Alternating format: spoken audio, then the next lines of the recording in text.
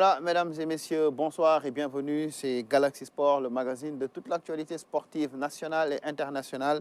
Au menu du football avec la Ligue 1, du basket également avec la reprise du championnat. On parlera également du CHAN, le championnat d'Afrique des Nations qui démarre en fin de semaine, ce samedi, et qui va se jouer au Cameroun. Mais on va aussi parler de Génération de Guédiawaye Football Club, l'équipe de la banlieue qui a un nouveau directeur sportif en la personne de El Hadji Ousseynou Diouf.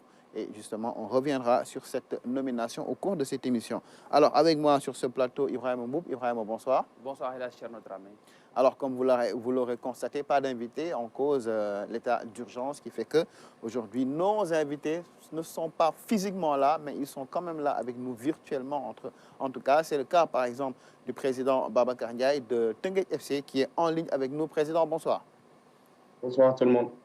Voilà, avec lui, on reviendra sur la qualification de Teungueth, les objectifs de la saison, forcément, et aussi sur le match de Teungueth. Teungueth qui, hier, faisait son entrée en lice dans le championnat, puisque lors de la première journée, Teungueth était au Maroc pour affronter le Raja Casablanca. Alors, hier, le club de Rufisque a affronté à Thiès le Seneps Excellence, match qui se soldait par un nul blanc, 0 but partout. On revient sur les temps forts de ce match-là.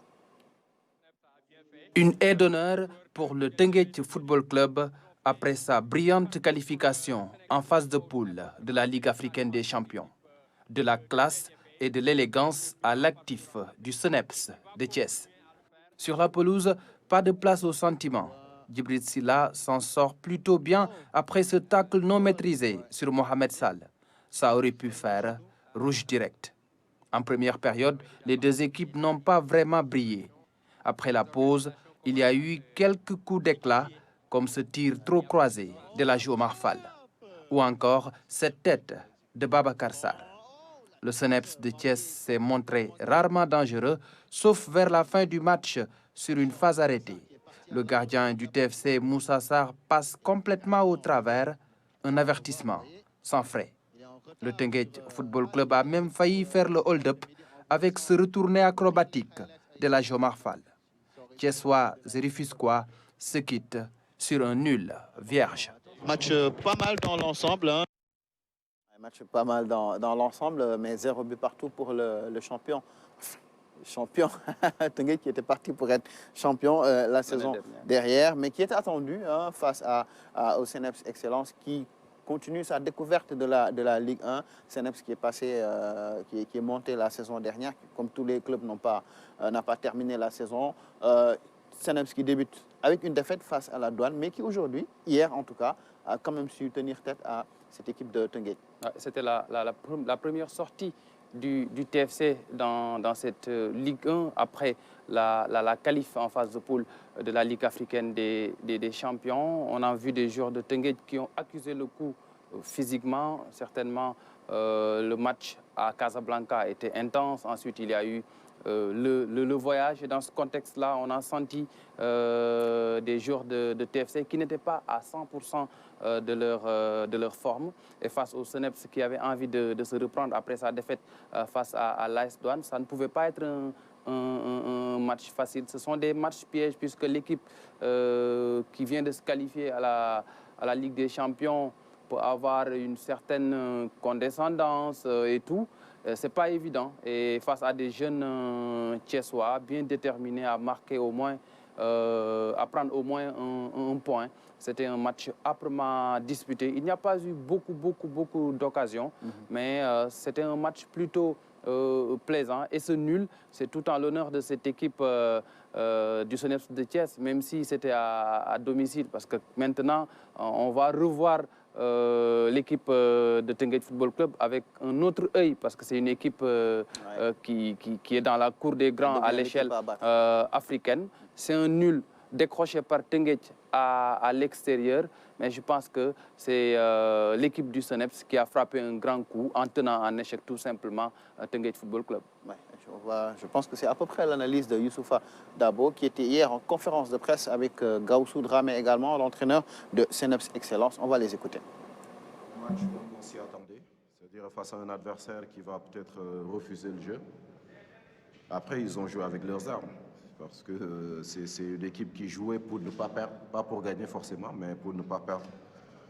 C'était à nous d'emballer le match, de mettre l'intensité qu'il fallait. On n'a pas réussi à le faire. Et je pense que les joueurs se sont énervés à un certain moment du match parce ils avaient vraiment envie de faire la différence. Mais en face, il y a un adversaire qui était bien en place, bien regroupé. Voilà, il fallait être patient, continuer à travailler. On l'a fait par moment, mais par moment aussi, on était vraiment dans la précipitation. Voilà, on n'arrivait pas à trop garder le ballon, alors que face à ces équipes, il faut garder le ballon, avoir de longues séquences de conservation pour justement trouver ce décalage qui va te permettre de mettre l'équipe en danger.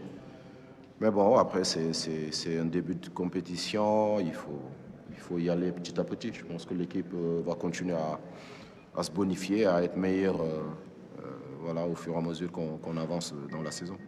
Pourquoi? Parce qu'on a rencontré la meilleure équipe du Sénégal actuelle. Nous savons que Teungueth FC a des arguments de pouvoir voyager et de jouer à tête reposée. Parce que d'abord, si je peux dire, on vient de marquer un point contre Teungueth FC depuis l'année dernière. Parce que Teungueth nous avait battu en aller chez lui. Et vous avez vu, on a fait un match nul, un match amical avec eux. À Rufisque, ils nous ont mis 6-0. Donc, il fallait d'abord essayer de travailler pour ne pas prendre de but contre Teungueth FC et essayer de faire un hold-up. Si ce n'est pas possible, partir avec un point. Ensuite, d'autant plus aussi que le match dernier, on a perdu. Donc, il fallait marquer d'abord pour maintenant essayer de repousser l'équipe de l'avant. Essayer maintenant encore de galvaniser les jeunes parce que notre problème, c'est qu'on a une équipe très jeune. Et c'est des gens qui s'affolent vite et il faut qu'ils jouent d'abord contre une équipe comme Teungueth FC, le contenir et pour maintenant savoir que c'est possible de gagner n'importe quelle équipe. Ouais, possible de gagner n'importe quelle équipe, même si ça n'a pas été le cas hier face à Teungueth. Un match suivi qui s'est joué donc sous les yeux du président de Teungueth FC, Babacar Ndiaye, qui est avec nous. Alors, président, rebonsoir. Déjà, dites-nous un peu votre lecture de ce match-là. Aujourd'hui, quelque part, Gaussou Dramé le dit, peut-être pas avec les mots que je vais utiliser. Le sentiment qu'on a, c'est qu'aujourd'hui, Teungueth est une équipe qui est crainte au Sénégal et c'est à peu près l'équipe à battre, compte tenu maintenant de son statut international. Oui, ça montre aussi qu'il y a du travail encore à faire. Parce que quand vous prenez la logique comptable du foot, il faut gagner à domicile et ne pas perdre à l'extérieur si vous ne pouvez pas gagner. Donc à l'extérieur, nous avons pris un point, mais tout le monde dit qu'on nous a tenu en échec. Donc ça montre qu'on voit le verre moitié vide ou moitié plein. Comme vous dites, Snaps, on a joué l'année dernière un très bon match. On a joué aussi un match amical où ils ont pris 6-0, mais c'est une très bonne équipe. C'est un bon point parce que ça permet aussi aux jeunes de se mettre en situation, de savoir que chaque match, il ne faut pas entrer sur le terrain et dire on est l'équipe qui a battu le Real, on va gagner. Vous allez jouer avec des équipes qui seront en bloc bas, qui ne sortiront pas et qui, après un match nul, vont célébrer comme s'ils avaient une victoire. Ça montre le mérite des joueurs et aussi la tâche qu'il faut accomplir, c'est-à-dire se battre. C'est un voyage qui était très intense, 5 jours de préparation dans le froid. Ça prend beaucoup d'influx nerveux, sortir, revenir, enchaîner 24 heures d'entraînement et revenir. Bon, c'est un bon point à l'extérieur. On ne va pas gagner les matchs 3-0, 4-0, donc on va se refaire et que les jeunes ont toute une semaine pour se reposer à Tamiar Italie au fisc. Présent cette saison, c'est quoi l'objectif du TFC en championnat? Bon, l'objectif, c'est de finir dans le haut du classement, dans le top 3 ou bien maintenir. On va quand même gagner le championnat, ça ne se décrète pas. On ne va pas venir dire qu'on va gagner le championnat, mais l'objectif, c'est d'avoir un titre, que ce soit la Coupe, le championnat ou la Coupe de la Ligue. Parce que c'est bien beau de passer les phases de poule en Coupe d'Afrique, mais le plus important, c'est de retourner en Afrique le plus souvent possible. Plus on est présent, plus le Sénégal gagne, c'est-à-dire avec plusieurs points qu'on aura à avoir sur le tapis. C'est-à-dire à l'indice UEFA, plus on gagne, plus on joue, plus on a de points. C'est-à-dire quand vous avez une poule 1 poule 2, poule 3, poule 4. On vous met dans le chapeau 4, vous allez tomber que sur des gros, c'est pour ça. Justement, vous parlez de gros. Le tirage au sort de Teungueth pour la phase de poule est un tirage extrêmement compliqué. Mais est-ce que pour vous, l'objectif va de jouer tous les matchs à fond, essayer de grappiller le maximum de points ou, comme on peut le penser, c'est peut-être de l'apprentissage, y être déjà, ensuite après on verra comment les choses vont évoluer? Non, c'est plutôt votre première hypothèse, c'est-à-dire jouer tous les matchs à fond. Je crois que le staff technique sous la houlette du coach Youssou Dabo, à qui je rends hommage, fait du très bon travail day in, day out, c'est-à-dire tous les jours. Ils vont mettre là parce que les matchs vont démarrer dès le 12 février jusqu'au mois d'avril. Ça va être semaine après semaine, jouer là-bas, revenir en championnat. Il faudra être présent sur tous les tableaux. Si vous partez en Afrique, il faut aussi que le reste du groupe qui soit là soit compétitif aussi. On a des réunions toute la semaine, on a déjà commencé. Et ça va être très difficile. Mais bon, c'est pour ça qu'ils ont choisi le métier d'entraîneur et le métier de footballeur. C'est une fierté pour eux. Et je suis fier de cette équipe et je suis fier d'être sénégalais, d'avoir eu aussi l'accompagnement de tous les Sénégalais du Maroc à qui on rend hommage aussi. Président, pour la Ligue des Champions, le Teungueth Football Club est dans la poule D avec l'Espérance de Tunis, le Zamalek du Caire, le Mouloudia Club d'Alger. Et quelles seront les chances, selon vous, du TFC face à ces grands d'Afrique? Vous savez, sur les 15 autres équipes, toutes les poules peuvent être considérées comme des poules de l'amont. C'est-à-dire, si vous étiez tombé sur Petro Luanda, c'est un déplacement difficile sur des sociétés internationales qui sont derrière ces équipes, TP Mazembe, ou bien Vita Club, ou bien Mamelodi Sundown, ou bien des équipes au Soudan. C'est-à-dire, avec cette période de pandémie, vous n'avez même plus Tunis Air pour faire un vol direct, passer par soit le Maroc ou un autre pays. Donc, imaginez si vous deviez aller au Soudan ou bien aller, je ne sais pas moi, en Angola ou autre pays. Le plus important, c'était la logistique. Avoir des voyages pas trop difficiles. En plus, sur le sportif, maintenant, on fait confiance à Youssou Dabo, son staff et aux jeunes qui sont là. Président, certainement, beaucoup de spectateurs veulent en savoir davantage sur le chemin parcouru par le Teungueth Football Club depuis que vous êtes à la tête de cette équipe. Est-ce que vous pouvez nous raconter le cheminement, l'aventure qui s'est terminée pour le moment par une qualif en phase de poule de la Ligue africaine des champions? Bon, c'était en 2009-2010, où après mon retour des États-Unis, de Los Angeles plutôt, bon, on a démarré par les Navétanes, donc j'avais repris l'équipe de mon quartier, l'ASC B2 de Curico, qui était resté 20 ans sans titre. On avait fait un bon recrutement, on est revenu, on a pris le titre. On m'a sollicité parce que le président, qui était un ami de Diogal Pouy, que je rends hommage, venait de quitter ce monde. Donc, on l'a pris, on a pris cette équipe Navétane qu'on a remis, on a fait un best-of. On est parti des bas-fonds presque de la D3 parce que l'équipe s'est sauvée à la dernière journée contre le Mahan de Thiès. Et de la D3, on a mis un plan, c'est-à-dire sur 5 ans, dire on monte en première division. Après, il y a eu un coup d'arrêt parce que le stade Ngalandou Diouf a été fermé 7 ans. Donc, cette équipe, sur son ADN, a su voyager pendant 7 ans, aller à Guédiawaye tous les jours pour pouvoir avoir un terrain sur lequel s'entraîner. On a mis les moyens pour ça, parce qu'il fallait payer. En 5 ans, on est monté, on a réalisé l'objectif. Un autre objectif de 5 ans, c'était se stabiliser en première division. Parce qu'on ne voulait pas faire le yo-yo, c'est-à-dire monter, descendre. Au bout de 3 ans, on prend la Coupe du Sénégal. 4e année, c'était l'année dernière. On a fait un très bon championnat, 12 points d'avance, invaincu. Mais malheureusement, il y a eu cette pandémie. Tout le bruit qu'il y a eu, on a décidé d'y aller quand même. Et le club aura 10 ans au mois de juin. Et 10 ans pour une première participation en phase de poule.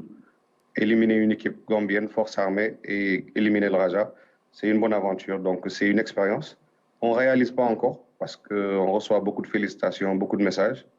On était tellement dans le match, c'est après qu'on a réalisé que ce qu'on venait de faire, c'était quelque chose quand même. Ouais. Alors, Président, peut-être une dernière question, une avant-dernière, avant de le lâcher. Ça va être extrêmement compliqué de jouer sur les deux tableaux, le championnat et la Ligue des Champions, en sachant que, peut-être vous le dites à demi-mot, mais Teungueth va essayer de gagner quand même le titre, histoire un peu de rattraper ce qui a été perdu l'année dernière. Est-ce que vous pensez avoir l'effectif pour jouer sur les deux tableaux? Parce que ça demande des moyens, mais aussi un effectif suffisamment large, élargi, avec quand même un banc assez, peut-être pas au niveau, mais quand même assez intéressant pour relayer un peu les titulaires sur la pelouse.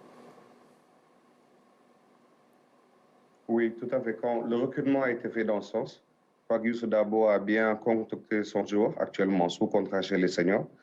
Et à mon avis, je les ai vus jouer. Le groupe de cette année est meilleur que le groupe de l'année dernière.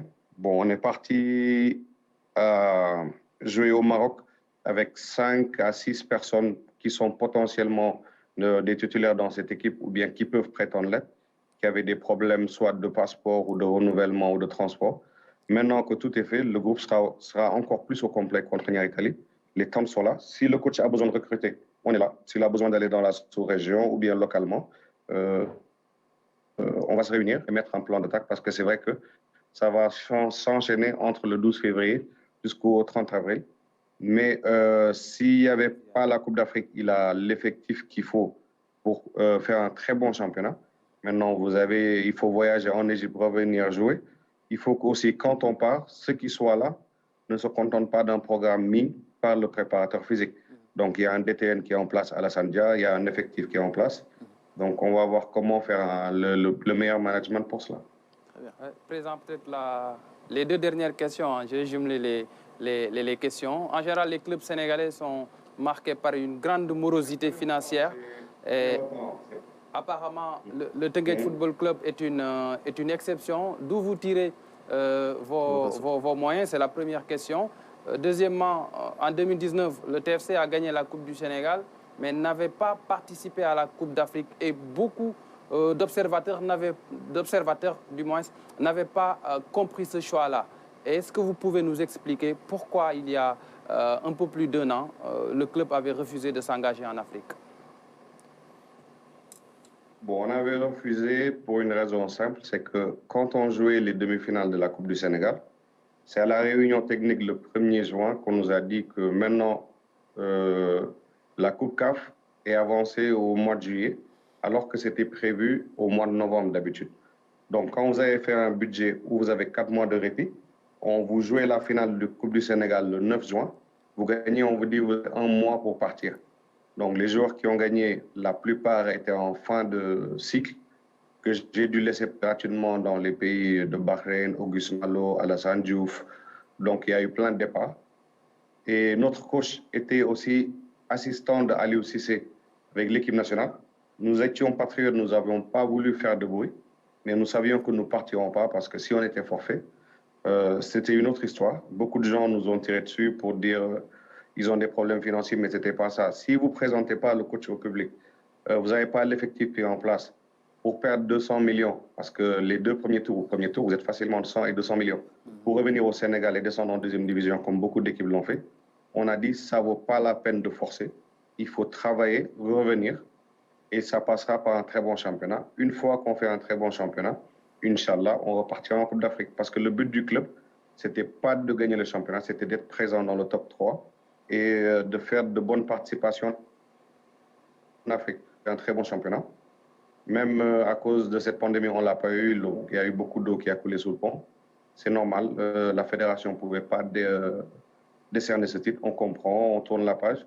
On décide d'y aller. On est allé, on s'est remobilisé. Le coach a su mobiliser. Et c'était lui-même qui était devant, qui a pris le taureau par les cornes, qui me dit, Président, on va aller en phase de poule. Les joueurs aussi, les dirigeants aussi. Il y a certains qui disaient non, d'autres oui. Et en tant que décideur final, j'ai dit, on y va. Il fallait trouver les moyens. Les moyens, c'est les sponsors.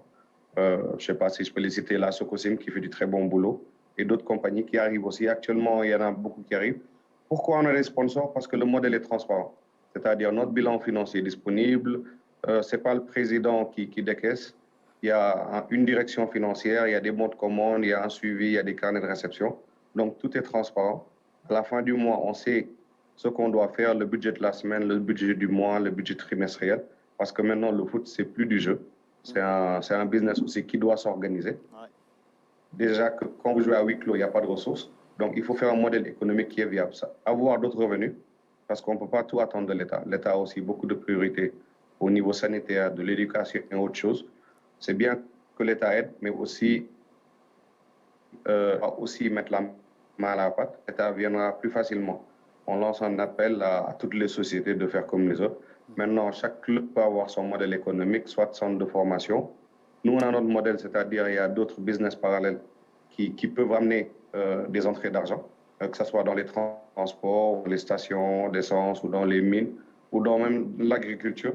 Je crois qu'il y a un business vertical et transversal que TFC fait et qui peut amener des sous. Donc les 4-5 premières années, c'était de ma poche comme tous les autres présidents et maintenant ça tend à s'équilibrer. Donc on essaie de faire et comme on dit, tout tard, donc tout viendra, Inch'Allah. Inch'Allah. Merci. En tout cas, merci. Je pense que c'est très clair. Merci à vous, Président Boubacar Ndiaye, d'avoir été avec nous et surtout d'avoir pu répondre à ces questions de façon claire et précise. C'est important pour les Sénégalais de savoir effectivement qu'est-ce qu'il y a derrière le succès de Teungueth, un succès qu'on espère en tout cas se perpétuer. Merci encore, Président. Allez, on enchaîne avec le championnat. Autre match qui s'est joué hier à dimanche, c'est à Ziguinchor, le Casa Sport qui recevait le Niambour de Louga. Nous allons découvrir ces images. Un match qui s'est soldé par un nul 0 but partout. Match très intéressant où les deux équipes ont essayé de jouer, de marquer. Le Casa Sport, toujours aussi bon, balle au pied. Mais il y avait en face une bonne équipe de Niambour qui a su tenir la dragée haute, qui ne s'est pas contenté seulement de défendre puisque les Lougatois se sont eux aussi battus pour essayer de marquer. Mais effectivement, le Casa Sport est quand même l'une des équipes les plus souveraines à domicile. Et donc, résultat des courses, match nul blanc, 0 but partout entre le Casa Sport et le Niambour de Louga. On va écouter les deux entraîneurs, Pape Ansou Djedjou, l'entraîneur du Casa Sport, et Alassane Diallo, l'entraîneur de Niambour de Louga. Ils sont au micro de nos équipes de RTS 4 Ziguinchor. Notre première mi-temps. Bon, la deuxième mi-temps a été plus équilibrée. Dans la première mi-temps, on pouvait scorer. Bon, malheureusement, vu notre résultat précédent contre Pékin, on avait dominé territorialement, on a perdu 2 points à Louga. Il fallait venir ici avec un objectif très clair, minimum à rapporter 1 point. On a joué pour gagner, on a été très ambitieux dans le jeu, mais malheureusement encore, nous avons une nouvelle équipe. Vous avez vu sur cette ossature, seulement 2 joueurs étaient là l'année dernière. Donc pour reconstruire, il faut un minimum de temps. Bon, on est dans les délais. On travaille offensivement, c'est ça une nouvelle équipe.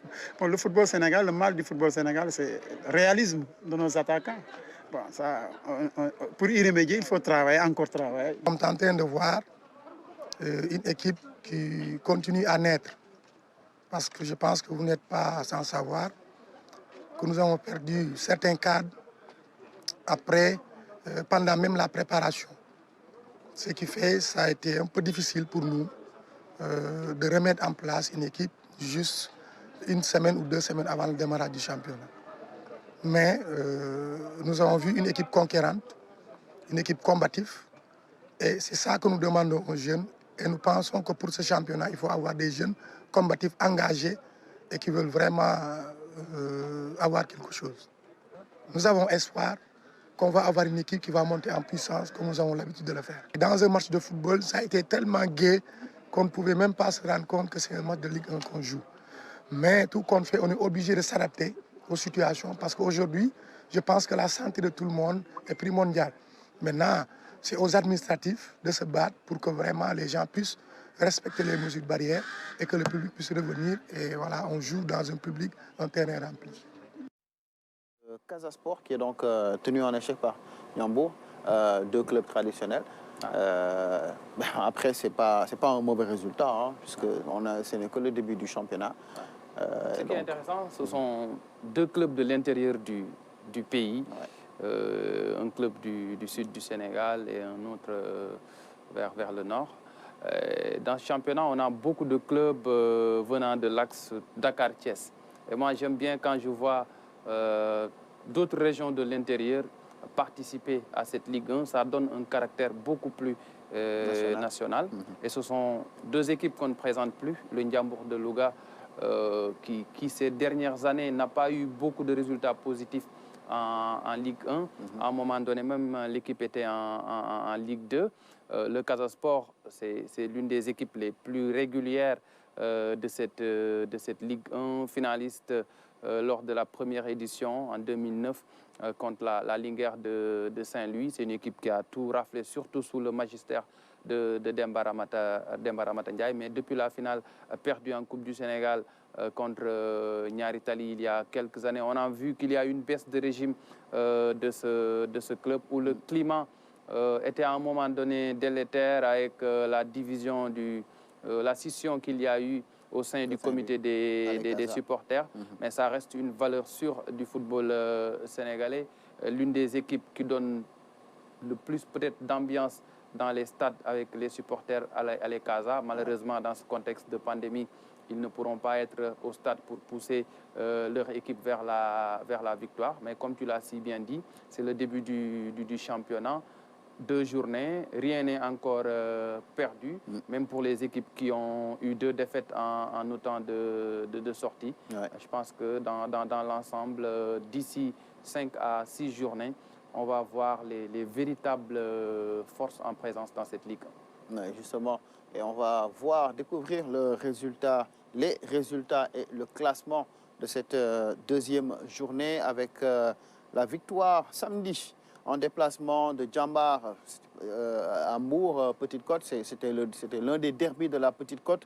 Le Jaraaf également qui bat Dakar Sacré-Cœur 1-0. L'AS Pikine c'est le carton du week-end, 3-1 contre l'Union sportive de Gorée. Génération Foot tenue en échec par le Stade de Mbour, 1 but partout. Niary Tally qui bat l'AS Douane, 2-1. Et puis les 2 matchs nuls blancs, Seneps Excellence et Teungueth FC. Casa Sport, AS Ndiambour, 0 but partout. Et on va découvrir justement le tableau, ce que ça donne après 2 journées de championnat. C'est Djambar qui est leader de ce championnat avec 6 points, 2 sorties, 2 matchs, 2 victoires, suivi de l'AS Pikine qui est deuxième avec 4 points. Génération Foot également. Le Jaraaf, contrairement à Teungueth qui fait un bon début, enfin pour son entrée en lice qui gagne donc, suivi de l'AS Douane, Niary Tally et l'ASEC Ndiambour. Et puis au bas du classement, c'est donc l'Union sportive de Gorée qui est lanterne rouge avec 0 points, 2 défaites en 2 journées, tout comme Mbour, Petite Côte et Dakar Sacré-Cœur est donc relégable 12e. Pour l'instant, Teungueth et SNF FC sont donc dans le ventre mou du championnat, tout comme le Casa Sport. Voilà donc un tableau anecdotique. Surtout avec une équipe de Djambar qui aligne une jeune équipe des internationaux U17, U20 comme les Insa Boy, les Boubacar Diallo, Alioune Badara Baldé, qui avait quelques soucis avec Djambar. Il était au cœur d'un conflit d'intérêts après une compétition internationale. À un moment donné, il était même en retrait. Et on est très content de voir ce jeune pétri de talent regagner Djambar. Et puis ça fait 2 journées qu'il se montre décisif, qu'il marque des débuts. Et je pense que Djambar a misé sur la jeunesse. Et en ce début de championnat, ça paye avec ses 6 points pris en 2 matchs. Allez, on va à présent parler de la Ligue 2 avec un club qui nous intéresse en particulier, c'est Guédiawaye Football Club, le club de la banlieue dakaroise de Guédiawaye, donc qui s'est tapé, on va dire entre guillemets, un joueur, disons un directeur sportif de luxe, puisqu'il s'agit de El Hadj Ousseynou Diouf, l'ancien international des Lions du Sénégal, a été recruté donc par GFC pour en être le directeur sportif. Et justement, pour en parler, nous avons avec nous en ligne Malik Sy, c'est le chargé de communication de Génération Foot. Malik, bonsoir. Guédiawaye Football Club. Guédiawaye Football Club. Oui, bonsoir Ibrahima. Alors, Ibrahima c'est l'autre, moi c'est Tcherno. Tcherno, bonsoir. Voilà, c'est le duo, hein, c'est ça. Alors, d'abord, merci d'être avec nous. Alors, dites-nous un peu, Guédiawaye Football Club est actuellement en Ligue 2, mais n'empêche, vous avez su trouver les mots pour recruter El Hadj Ousseynou Diouf, un enfant de Saint-Louis. Comment avez-vous fait pour décrocher une personnalité de cette envergure, en faire le directeur sportif de Guédiawaye Football Club? Oui, merci Ibrahima, merci aussi à Tcherno. Nous avons tout simplement travaillé pour avoir une nouvelle vision. C'est la vision d'avoir un projet sportif à long terme. Alors, ce projet sportif nous indique qu'il nous faut travailler pour le long terme, pour 5 ans. Et nous avons travaillé avec les autorités de la ville de Guédiawaye, particulièrement les responsables de Guédiawaye, pour voir dans quel sillage nous pouvons avoir un projet qui va durer au moins 5 ans, parce qu'on a eu des déboires à 2 reprises avec des présidents, comme on dit, entre guillemets, des présidents qui décidaient seuls. Alors, on a voulu changer de dispositif et de tactique pour avoir une autre stratégie. Et cette stratégie a été de trouver un partenaire, un directeur sportif qui va nous aider à nous pousser vers l'avant pour la montée en Ligue 1, qui va nous aider aussi à travailler pour la mise en place d'un centre de formation, mais aussi la recherche de moyens additionnels avec des sponsors, mais aussi un club partenaire en Europe. C'est pour cela que nous avons travaillé avec le maire Aliou Sall, le président El Hadji Malick Gakou, avec le directeur général de la LONASE Lat Diop, avec le directeur général de la RTS Racine Talla, pour voir un peu comment les autorités, avec le ministre de la Jeunesse et de l'Indépendance, comment les autorités vont nous accompagner pour avoir un partenaire. Et là, nous avons su mettre la main sur El Hadji Ousseynou Diouf, qui au départ, c'était un peu difficile pour lui, parce que il disait que lui, il ne pouvait pas tout simplement avoir beaucoup de temps pour ça, mais nous avons su négocier, le supplier et lui demander vraiment de venir nous appuyer, parce qu'on a besoin de son expertise et de son expérience. Mais heureusement pour nous, El Hadji Ousseynou Diouf a accepté finalement de nous accompagner en tant que directeur sportif pour un projet très clair avec lui. Ouais. Pourquoi El Hadji Diouf n'avait pas accepté au début? Bon. Vous savez, El Hadji est un ambassadeur itinérant. Il travaille un peu aussi pour la CAF, pour la FIFA, comme il nous a dit. Donc, il n'a pas beaucoup de temps au Sénégal. Il est souvent entre 2 avions. Donc, c'est pour cela qu'il pensait qu'il ne pourrait pas avoir le temps nécessaire pour s'occuper de Guédiawaye en tant que directeur. Mais nous, on lui a dit que le club a une association et que cette association a un comité exécutif. Maintenant, lui, il venait en accompagnateur pour aider le club à aller de l'avant. Mais pas dans le court terme, parce que c'est le court terme qui lui posait problème, mais dans le long terme. C'est pourquoi nous avons défini un programme qui va nous amener dans les 5 ans à venir. On travaille dans un projet sportif de 5 ans et El Hadji Ousseynou Diouf comme directeur sportif pendant les 5 ans pour voir un peu comment nous allons trouver ce résultat-là d'ici les 5 ans. J'imagine bien qu'il aura les pleins pouvoirs, puisque souvent dans beaucoup de clubs, les directeurs sportifs et les entraîneurs sont souvent en bisbille. Oui, c'est vrai que souvent il y a des conflits ou bien des interférences sur les missions. Hein? Mais la mission de El Hadji Ousseynou Diouf est plus claire que les missions. C'est loin même vraiment, c'est un peu loin du terrain, quoi. C'est un peu loin du terrain. C'est vraiment de l'administration pure du sport, globalement, avec... D'abord, il doit encadrer les entraîneurs et autres. Et même, nous avions fait sciemment, quand nous rencontrions El Hadji Ousseynou Diouf, nous étions partis avec l'entraîneur, pour que l'entraîneur puisse écouter ce que disait El Hadji Ousseynou Diouf avant qu'il y ait des chevauchements. Alors, dans ce siège-là, El Hadji Ousseynou Diouf devait encadrer l'équipe qui est en Ligue 2 pour qu'ils puissent accéder en Ligue 1, les aider, les accompagner pour qu'ils aillent vers la Ligue 1. Mais aider aussi la commission sportive et le directeur technique pour avoir un centre de formation dans les 3 ans, pour jouer les grands rôles. Mais dans les 5 ans, avoir un club partenaire et jouer l'Afrique. Ça, c'est la mission de El Hadji Ousseynou Diouf. C'est ce qui est différent de l'entraîneur qui est en Ligue 2 aujourd'hui, qui travaille avec des jeunes, de Guédiawaye surtout, pour pouvoir donc aller à la montée. Donc, El Hadji Ousseynou Diouf, c'est plus l'encadrement, l'accompagnement pour ce coaching-là. Ces dernières années, il y a eu beaucoup de problèmes au sein du Guédiawaye Football Club. Il y a eu les problèmes avec Djamil Faye qui était parti. Récemment, c'est Thialis. Pourquoi il y a autant de tensions au sein de ce club du GFC? C'est très normal parce que nous sommes un club communautaire. Nous sommes un club qui appartient à toute la communauté, un club de ville. GFC a une particularité. Le Guédiawaye Football Club a été créé par les ASC. Donc, ce sont les ASC de Guédiawaye qui ont créé le Guédiawaye Football Club. En son temps, nous avions dit en 1993 qu'après le Navetan, nos ASC allaient se retrouver dans d'autres championnats, dans d'autres villes pour jouer. Pourquoi pas ne pas créer un tremplin qui allait permettre aux jeunes de Guédiawaye de retrouver, d'avoir une équipe de ville pour pouvoir progresser. La preuve, l'équipe de ville Guédiawaye Football Club a comme président d'honneur le maire de la ville. Quel que soit le maire de la ville, il est le président d'honneur. Alors nous, on a essayé de tenter l'histoire des sociétés. Ça n'a pas marché. À chaque fois qu'on crée une société au sein de l'association, ça nous crée des problèmes. Cette fois-ci, on a dit, on réfléchit sur une dynamique d'ensemble pour aller de l'avant. Ce que nous avons fait, c'est on élimine ce poste de président de la section pro. On l'enlève totalement, on crée une direction sportive. Et là, l'association continue de fonctionner avec un directeur sportif qui a des missions très claires. Donc, on a cette histoire de président de la section pro qui crée la dualité entre le président de l'association et le président de la section pro. Donc, il n'y aura plus de président du GFC. Le GFC, en tant qu'association, a un président, mais la section professionnelle qui est gérée par une société où il y avait un gestionnaire qui était président de la section pro, ce président n'existe plus. Okay. Très bien. Okay. En tout cas, voilà qui est clair hein, pour les téléspectateurs. Malick Sy, on vous remercie.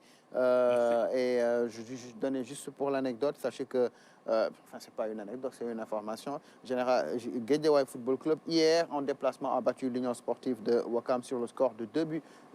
Les Guédiawaye, il va falloir qu'on donne. Alors Malick, je vais vous demander, qu'est-ce qu'on dit, un Guédiawayois ou donnez-nous un peu, comment il faut appeler les joueurs de Guédiawaye Football Club? Nous on dit les Guédiawayois. Bien, voilà, c'est noté. Alors, désormais, on dira les Guédiawayois. Oui, allez-y. Tierno, vous pouvez me permettre de lancer un appel. Oui. D'appeler l'ensemble des fils de Guédiawaye autour du club.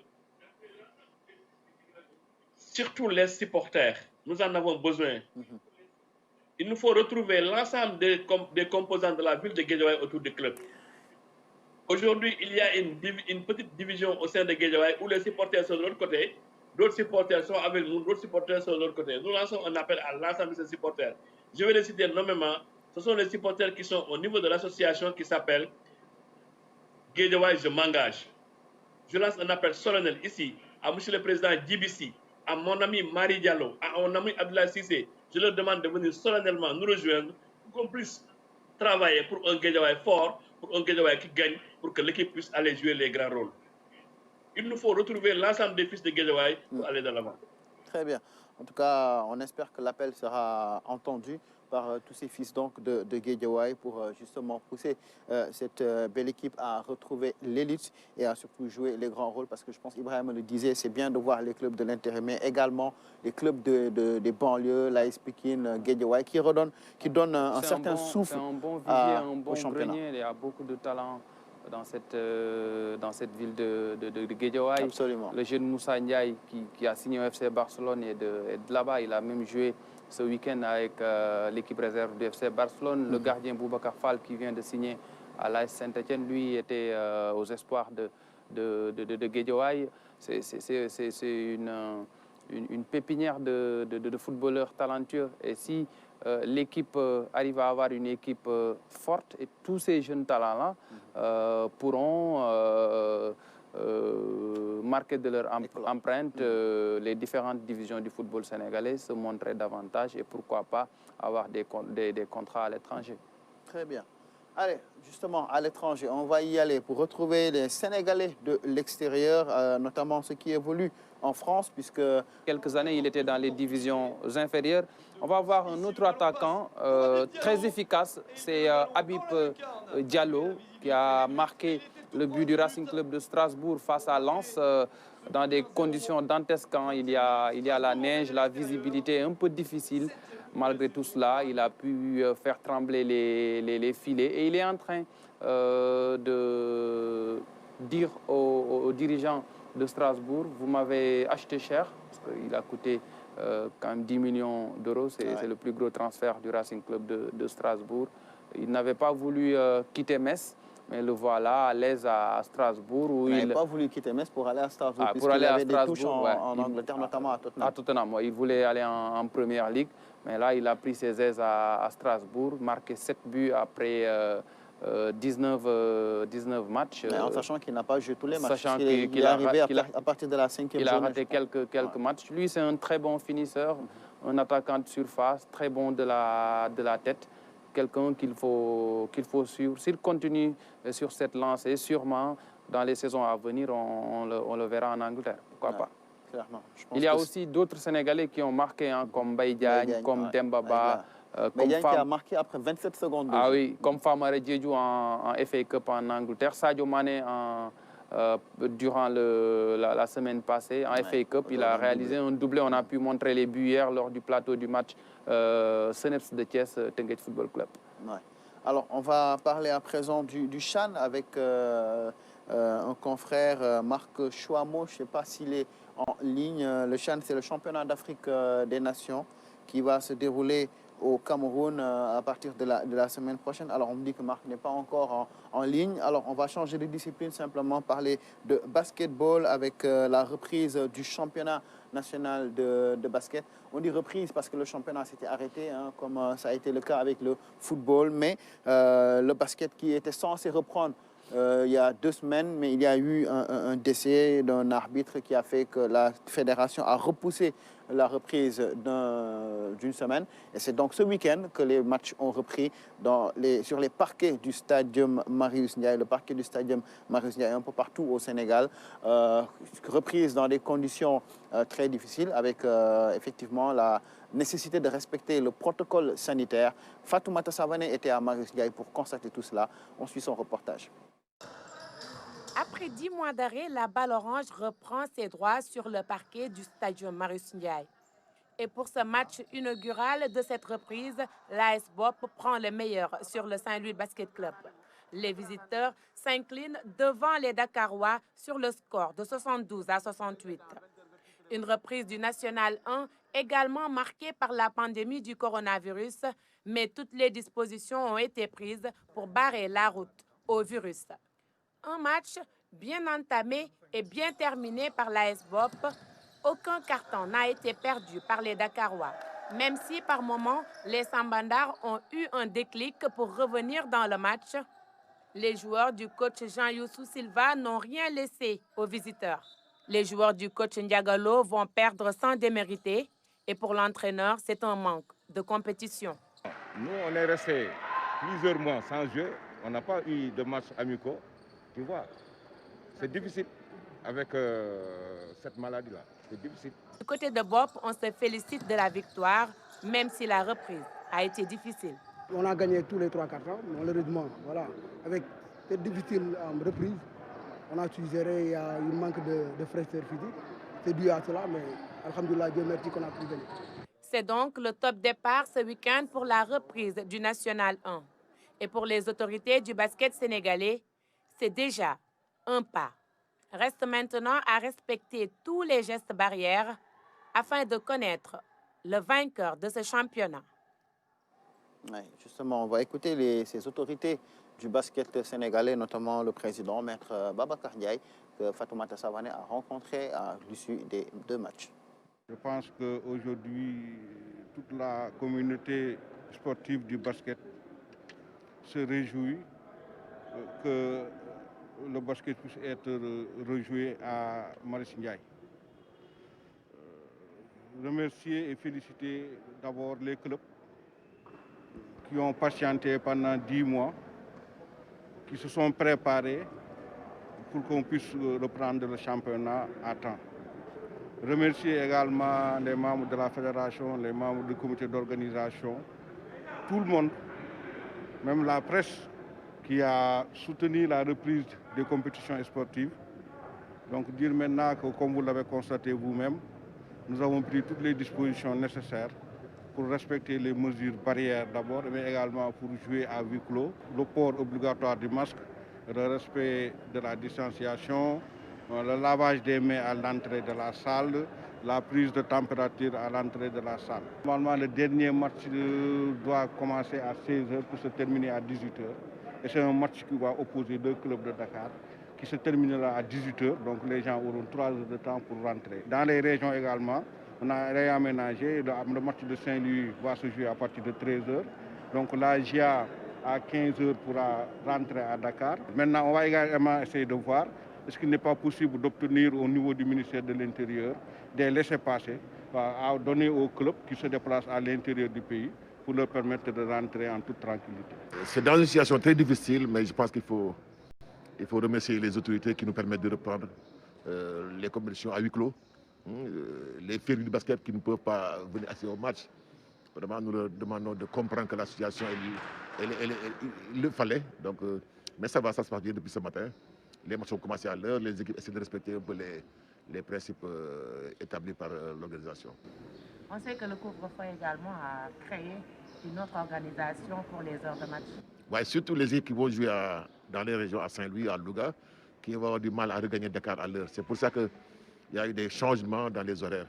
Mais je pense que l'un dans l'autre, les gens ont envie de faire des efforts pour qu'on puisse reprendre les matchs comme il faut. Je pense qu'on a pris vraiment toutes les mesures qu'il faut, la distanciation, le gel, tout ce qu'il faut. Maintenant, il faut que les gens soient compréhensifs et très disciplinés pour qu'on puisse vraiment s'en sortir.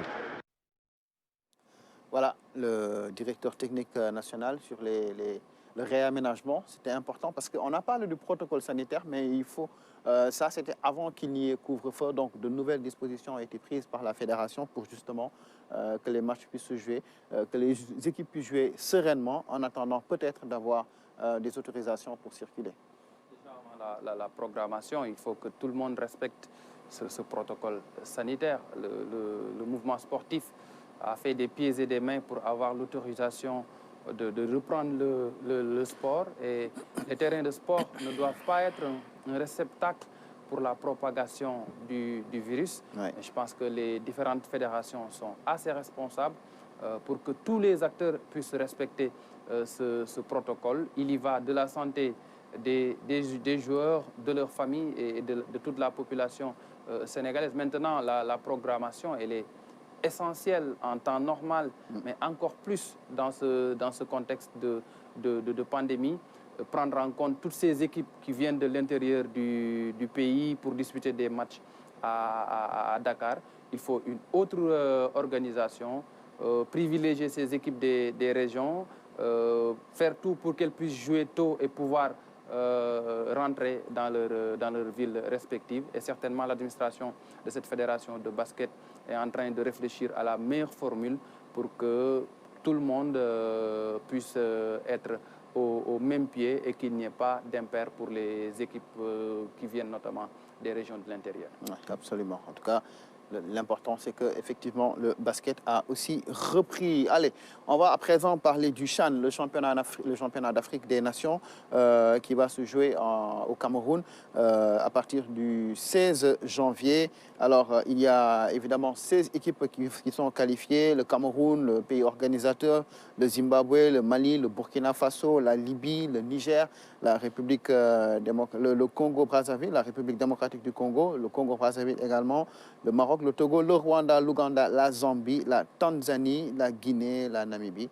Et donc, pas de Sénégal, c'est vrai, mais quand même, le Sénégal, la RTS qui va diffuser les matchs en direct sur RTS 1 et sur RTS 2. Alors, on va rejoindre notre confrère du Cameroun, Marc Chouamo, qui est journaliste à Canal 2. C'est un commentateur très populaire. Marc, bonsoir, merci d'être avec nous. Bonsoir à vous et bienvenue au Cameroun, voilà, merci, la terre du CHAN. Oui, c'est vrai, la terre du CHAN et future terre de la CAN aussi. Alors, dites-nous un peu sur le plan organisationnel, dans ce contexte, comment ça se passe? Est-ce que tout est fin prêt là-bas pour que justement les matchs se déroulent dans les meilleures conditions? Sur le plan de l'organisation, tout se passe bien. La seule inquiétude, c'est l'équipe nationale des A' du Cameroun, qui enchaîne actuellement des mauvais résultats dans la préparation, ce qui ne laisse pas de la sérénité autour de cette équipe-là. Et le public n'y croit pas beaucoup à un résultat final de notre équipe nationale. Vous connaissez le contexte au Cameroun. Le championnat n'a pas repris jusqu'à présent, donc juste avant ce CHAN. Donc le sélectionneur qui a pris l'équipe il y a près de 3 mois se retrouve avec des joueurs, pas tous compétitifs. Et il a reçu beaucoup de critiques sur la sélection de ces joueurs. Et d'ailleurs, jusqu'à présent, il n'a pas daigné communiquer sa liste des 33 joueurs pour cette compétition. Et on a dû obtenir la liste, nous les médias, par d'autres canaux. Donc c'est pour dire que sur le plan de la préparation de l'équipe. Ça ne se passe pas comme on l'aurait espéré, mais sur l'organisation en général. Tous les sites sont faits prêts pour accueillir les 16 équipes, dont quelques-unes sont déjà en terre camerounaise. Marc, le CHAN plutôt devait se jouer en 2020, mais à cause de la pandémie, la compétition a été reportée. Et cette fois-ci, les matchs auront lieu au moment où l'on parle de deuxième vague du coronavirus un peu partout. Est-ce qu'il y aura du public? Est-ce que ce seront des huis clos, des bulles sanitaires? Dites-nous un peu comment les autorités camerounaises vont faire pour organiser ce tournoi dans ce contexte de pandémie. La première information, c'est qu'il n'y aura pas de huis clos au Cameroun pour ce CHAN. Pour vous dire clairement, la pandémie à coronavirus, c'est vrai, elle a fait des victimes, mais les chiffres sont grandement en baisse au Cameroun et la situation est sous contrôle, il faut le dire clairement. Donc l'État camerounais a décidé d'ouvrir ses portes, les portes des stades au public. Pour le premier tour, on aura une jauge de 25% de la capacité des stades pour suivre les matchs. D'ailleurs, depuis ce jour, les billets sont disponibles pour les supporters pour participer donc à cette fête. Et le second tour, la jauge va monter à 50% pour la phase à élimination directe. Le CHAN, pardon, c'est une fête et ce serait quand même assez incompréhensible qu'on dispute ces compétitions sans le public. Vous avez vu qu'on a construit des stades justement pour ce type de compétition-là et jouer dans des stades creux, ce n'est pas la fête. Donc au Cameroun, on fera bel et bien la fête malgré les mesures barrières. Donc 25% de capacité des stades pour les supporters et au deuxième tour, 50%. Ouais. Alors, est-ce qu'il y a un dispositif particulier pour protéger quand même les véritables acteurs de ce tournoi, les joueurs en particulier, pour éviter qu'il y ait peut-être des contacts avec le public et entre autres, et les mettre à l'abri d'une probable contamination, même si par ailleurs, comme vous le dites, la pandémie est quand même plutôt maîtrisée au Cameroun? Oui, ça avait déjà été fait avec notre équipe nationale des Lions à prime. Depuis le début de la préparation, il est très difficile d'avoir accès à l'équipe, vous pouvez bien vous l'imaginer. Donc, on réussit à avoir des réactions à distance. C'est vrai que lors du tournoi de pré-championnat d'Afrique des Nations que l'on vient d'organiser à Yaoundé, où il y avait 4 équipes, la presse était invitée, mais elle était vraiment à distance. Depuis que ces sélections, notamment la Zambie, l'Ouganda, le Niger et maintenant la Libye, sont en terre camerounaise, ou d'autres depuis plus d'une semaine, il y a un vrai protocole, il y a toute une escorte. Les hôtels qui ont été choisis ont des dispositifs sanitaires bien en place. Il n'y aura certainement pas des contacts comme à l'habitude avec les différents acteurs, comme ça se passe habituellement dans les grandes compétitions. Mais ce qui est sûr, c'est que le Cameroun a tout déployé pour que les joueurs aient un maximum de contacts et qu'il n'y ait pas de contamination. Et avec la mesure exceptionnelle de la CAF de porter l'effectif de 23 à 33 joueurs par nation, c'est justement en cas de contamination de joueurs pour permettre aux équipes de rester toujours avec un nombre de joueurs suffisant pour pouvoir continuer la compétition. Mais jusqu'à présent, depuis le début du tournoi pré-CHAN qui s'est achevé le week-end la semaine dernière, il n'y a pas eu de contamination. Les équipes effectuent des tests chaque jour et surtout un peu plus nombreux à la veille des matchs. Donc pour l'instant, tout est ouvert. Marco, au plan sécuritaire, il y a beaucoup d'inquiétudes vu la situation qui prévaut au nord-ouest et au sud-ouest du Cameroun. Il y a quelques jours, il y a même eu une attaque au nord du Cameroun. Est-ce que tout est bien réuni au plan sécuritaire pour un bon déroulement de cette compétition? Il y a même un mouvement qui a menacé les équipes devant jouer à Limbé, par exemple.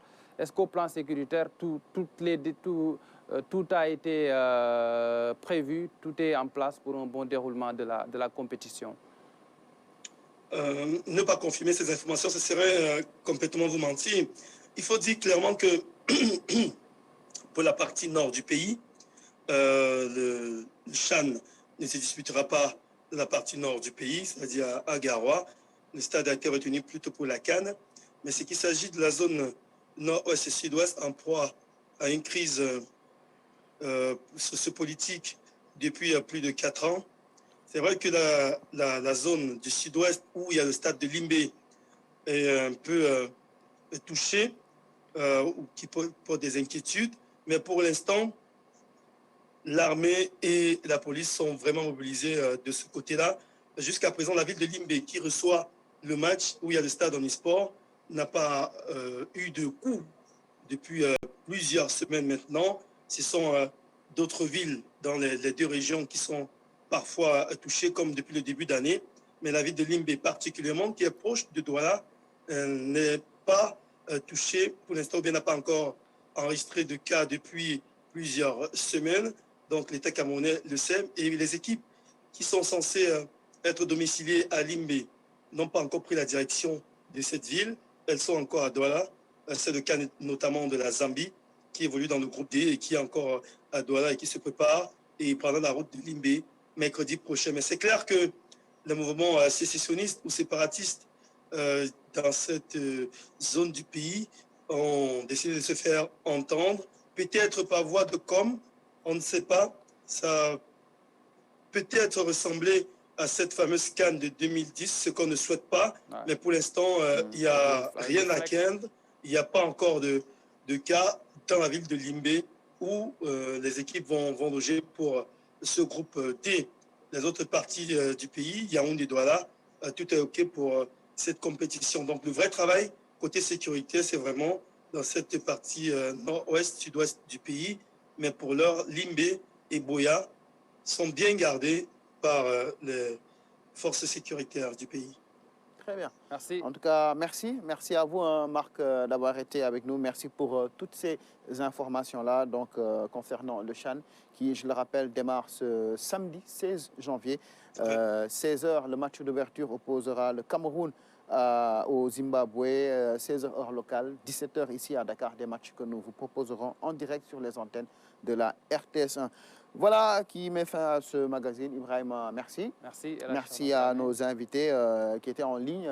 Babacar Ndiaye, président de Teungueth FC, Malick Sy, chargé de com de Guédiawaye Football Club, et Marc Chouamou, notre confrère du Cameroun de Canal 2. Merci à toute l'équipe technique avec aux manettes ce soir, Babadia. On vous donne rendez-vous mercredi déjà dans Club des Sports. Et puis, certainement, dès ce week-end, la première ligue qui revient avec l'affiche qui va opposer Wolverhampton à West Bromwich Albion. Ce sera à partir de 12h30 sur la RTS, suivi du match d'ouverture du CHAN Cameroun-Zimbabwe. Merci à tous de nous avoir suivis et très bonne suite des programmes sur la RTS.